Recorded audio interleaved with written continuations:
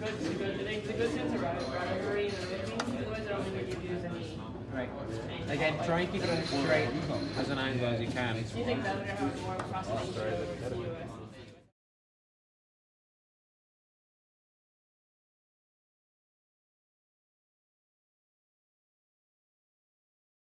We've melted the beeswax in water and the wax is floated up to the top.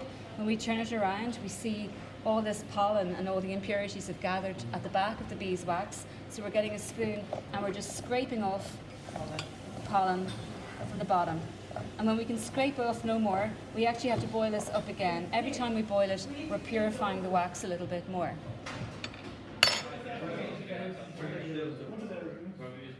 Okay, and then bring it over here. And just shake this. Nice, and that's done.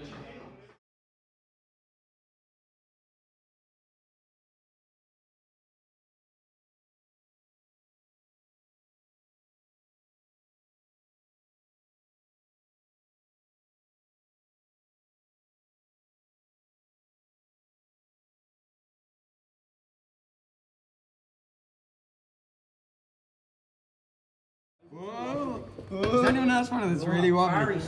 Oh yeah, it gets really wobbly. This is why I have more people on it. Oh wait, this is nuts. What? Put that away, Connor. It's like a cool one. Come on, put your phone away. No, come on. See if I'm going off. Oh, careful. I think that piece is gonna break, nothing else. You call me 5 Can we get on there?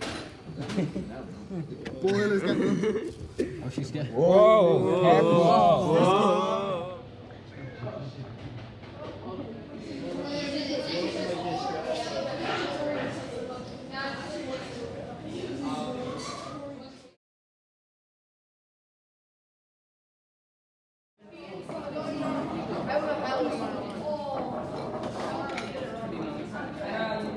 Stop it.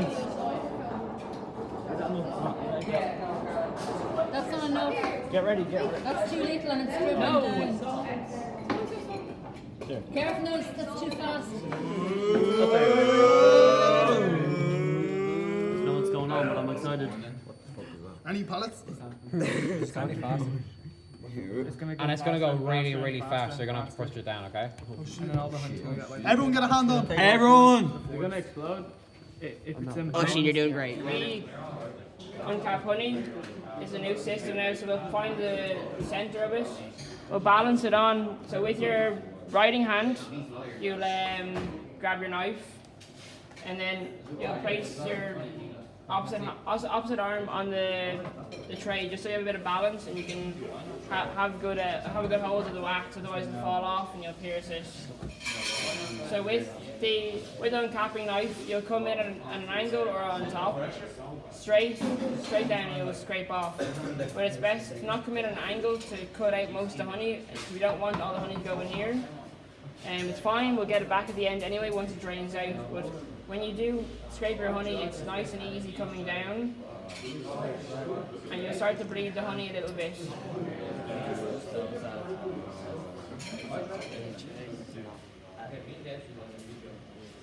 So now the honey's bleeding, which means we're nearly ready to go and put it into the centrifuge behind me. So with each scrape, you're going to take all the caps off the honey and release it out. So we'll do the whole, both sides, back and front. Now I've gone too deep here, which means there's going to be a lip. So I'm losing a little bit extra honey, but it's fine. We can work around it.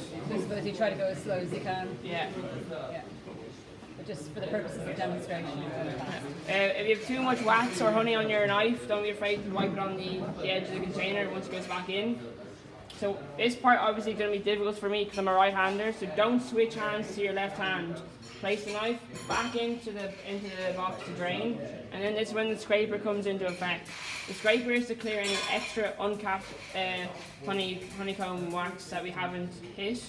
So you go around the edge, a little bit rough, not too hard. You just want to break the surface of the honey, and you scrape down so that we have an even surface. So when it goes in a centrifuge, we're not losing extra honey, and we can extract all the honey out of the honeycomb. That's how you do that then, okay? That's basically it. So once both sides are done, back and front, it goes into the centrifuge, which is right here, and you'll place it in. Now I'm not going to place it in properly, but it'll go in all the way into the bottom. So now there's a lip here on the wood that we have to click into place, which will go underneath the last lip of the metal, okay? So now it's in, okay? And that's it. That's all you have to do. That drains down by itself in That'll time. drain by itself in time, what we would have done. But then we'll get 2 people to stand on the pallet, because we'll bring it up to a spin of 8 cycles per minute. So once it gets going, we'll continue to go. Now we will fill this up first before we actually spin it, because there's no point in spinning one when we can spin 12 at the same time. So we'll keep going. It'll go up every so often. So what we do when we start the honey is we count to 10, then press the plus button again to go up another speed. We'll keep on doing that until we reach about 8. And when 8 is on, it'll start to violently shake. That's why we stand on the platform. Then we'll wait then for about 15 minutes. And after 15 minutes, we stop it. Then we let it rest for another 10 minutes because there's still going to be honey all over the tray that we need to let drip down into the actual container, which is here in the bottom.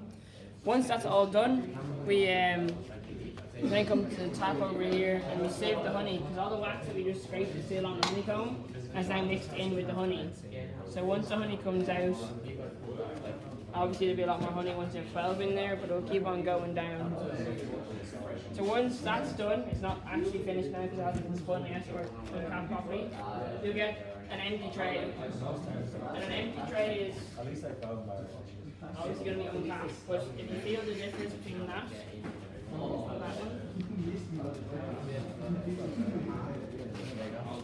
this one, hold them both at the same time, you can see a difference in weight.